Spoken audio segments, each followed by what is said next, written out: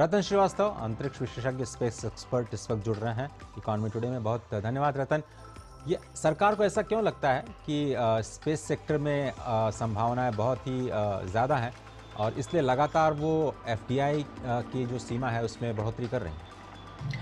अजय जी, मुझे इस कार्यक्रम में बुलाने के लिए धन्यवाद। स्पेस की जो अभी तक प्रोग्रेस हुई है पिछले 5 से 6 साल के अंदर, जिसमें इंडस्ट्री का बहुत योगदान रहा है, प्राइवेट सेक्टर इंडस्ट्री और पब्लिक सेक्टर इंडस्ट्री दोनों का, उसकी सीमा इतनी बढ़ चुकी है कि पिछले 6 साल में हमने देखा है कि हमारा जब इसके 2016-2017 तक हमारा स्पेस इकोनॉमी में कंट्रीब्यूशन इंडस्ट्री का नेग्लिजिबल था, लेकिन आज 7 बिलियन है और सरकार सोचती है कि 2033 तक हम इसको 44 से 45 बिलियन तक ले जा पाएंगे। ये इसलिए हुआ है क्योंकि पिछले 5 से 6 साल के अंदर में जो स्पेस सेक्टर में रिफॉर्म्स हुए हैं, उन रिफॉर्म्स में सबसे बड़ा रिफॉर्म ये था कि इंडस्ट्री को अलाउ किया गया इसरो के साथ काम करने के लिए। तो उनको एक वेंडर स्टेटस से एक पार्टनर स्टेटस पे लाने की सरकार ने जो नीतियां बनाई, उन नीतियों में सबसे पहले NSIL बनाया गया, फिर इनस्पेस बनाया गया, ताकि धीरे धीरे करके स्पेस सेक्टर को खोला जा सके।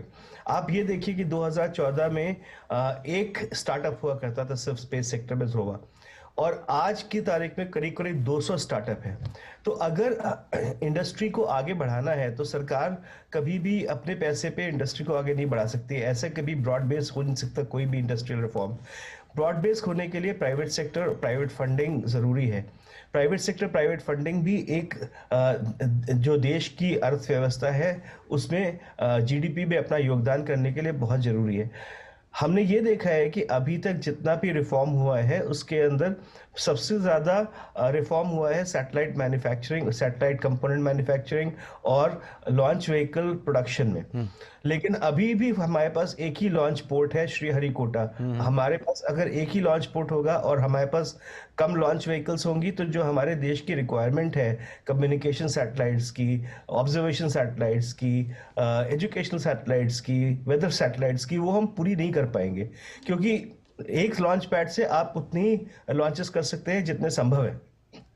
तो ये जो सरकार ने डिसाइड किया है कि लॉन्च व्हीकल्स और लॉन्च पैड्स के लिए 49% का वो एफडीआई को मंजूरी देंगे ऑटोमेटिक रूट पे, और 100% भी दे सकते हैं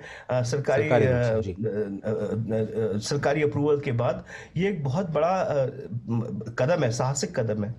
और इसमें एक और देखने वाली बात यह है कि जो स्टार्टअप्स हैं वो सिर्फ सैटेलाइट सेक्टर में नहीं है, वो स्टार्टअप्स इस समय लॉन्च व्हीकल सेक्टर में भी हैं। बहुत बड़ी बड़ी कंपनियां हैं, स्काई रूट है फॉर एग्जांपल, अग्निकुल है।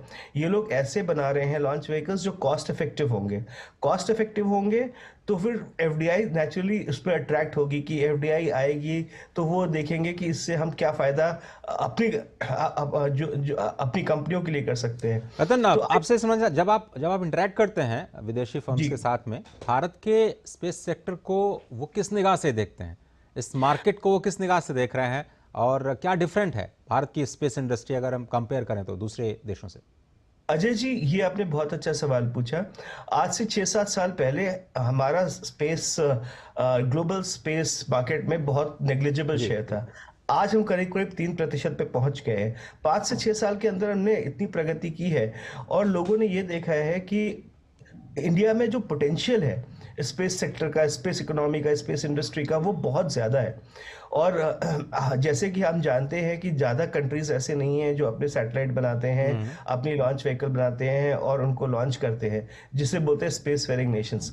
तो उसमें हम एक हैं।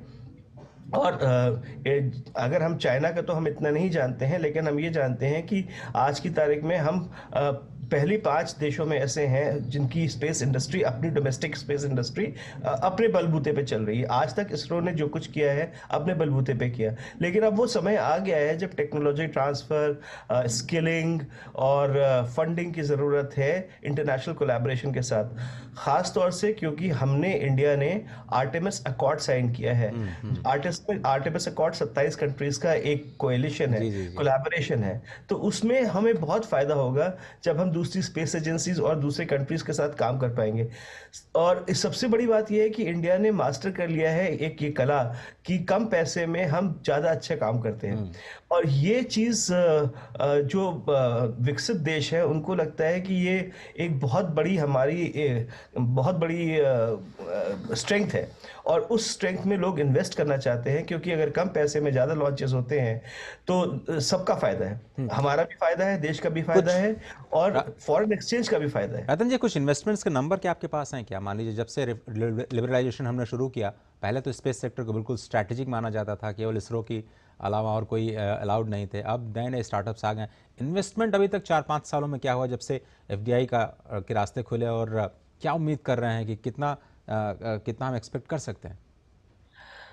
कुछ लोग तो कहते हैं कि मतलब जैसे हमारा स्पेस इंडस्ट्री का जीडीपी में 7 बिलियन, करीब $7 बिलियन का इस समय योगदान है, जिसको हम लोग ये सोच रहे हैं कि अगले 5 से 6 साल में ये करीब करीब 25 से 30 बिलियन बन जाएगा।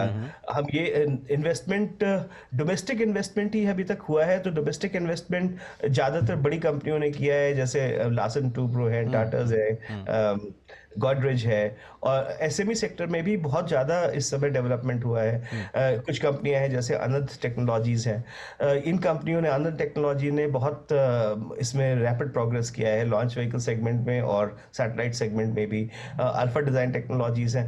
तो अभी तक जितना इन्वेस्टमेंट हुआ है वो कह सकते हैं कि लार्ज कैप और मीडियम कैप में हुआ है। अब इससे हमारा जो स्मॉल सेक्टर का इन्वेस्टमेंट है उसका अभी कोई माप नहीं हुआ है। मुझे लगता है मेरा अगला सवाल शायद आपने प्रीएम्प्ट कर लिया। मैं एमएसएमई सेक्टर की ही बात करने वाला था, और मुझे लगता है ये बहुत बड़ा स्पेस है जिसमें हम बहुत एक्सेल कर सकते हैं।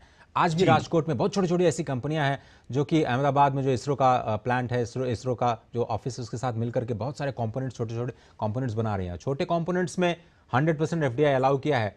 तो ऐसे में एमएसएमई सेक्टर अगर हम स्केल अप कर पाते हैं, तो जिसको कहते हैं ना कि प्रोडक्शन बाय मास, या मास प्रोडक्शन की तरफ न ले जाकर प्रोडक्शन बाय मास, और उसमें ज़्यादा स्केल होगा, एमएसएमई सेक्टर को फायदा होगा। बिल्कुल, आप बिल्कुल सही कह रहे हैं। एसएमई सेक्टर के साथ सबसे बड़ी प्रॉब्लम ये है फंडिंग की। फंडिंग की प्रॉब्लम है, और उनका जो कैश फ्लो है वो रेगुलेटेड नहीं होता है। इसमें एमएसएमई मिनिस्ट्री ने भी काफ़ी काम किया है, मैं उससे संबंधित रह चुका हूँ 1-2 साल पहले तक। तो एमएसएमई इंडस्ट्री में जैसे हमारे टेक सेंटर्स होते हैं जिनको टूल रूम्स बोलते हैं, तो आज तक जितने टूल रूम्स हैं उनमें स्किलिंग करवाते हैं और थोड़ा बहुत फंडिंग करते हैं, लेकिन थोड़ा बहुत फंडिंग से स्पेस जैसी बिल्कुल, बहुत प्रिसीजन टेक्नोलॉजी है। जी जी, कि ये कैपिटल इंटेंसिव और टेक्नोलॉजी इंटेंसिव सेक्टर है। और आपने सही कहा, जैसे अभी राजकोट, अहमदाबाद के आसपास छोटी मोटी कंपनियां हैं जो कि निर्भर है टोटल इसरो के ऊपर। इसी प्रकार से त्रिवेंद्रम के आसपास कंपनियां हैं जो लॉन्च व्हीकल सेक्टर में उन्होंने काफ़ी काम किया है इसरो के साथ मिलकर के। बैंगलोर में स्पेस सेक्टर के सैटेलाइट के साथ काम करने वाली बहुत कंपनियां हैं, लेकिन ये सब छोटी छोटी कंपनियां हैं। और इसमें मजे की बात यह है कि इसमें से ज़्यादातर वेंडर्स ऐसे हैं जो कभी ना कभी इसरो के साथ रह गया। मैं बिल्कुल सही, क्योंकि वो जो नॉलेज सेट है, जो स्किल सेट है, वो अभी तक इसरो के पास ही था। जी सही कह रहे हैं रतन जी। वक्त मेरे पास इतना ही है, बहुत धन्यवाद। लेकिन ये तो तय है, जैसा कि आपने कहा कि ये बड़ा फैसला है, और एफडीआई के दरवाजे जो खोले गए हैं उसका असर इन्वेस्टमेंट पे होगा और इस सेक्टर को और ज़्यादा बूस्ट मिलेगा। बहुत शुक्रिया वक्त निकालने के लिए। तो एक छोटा सा ब्रेक लेते हैं। ब्रेक के बाद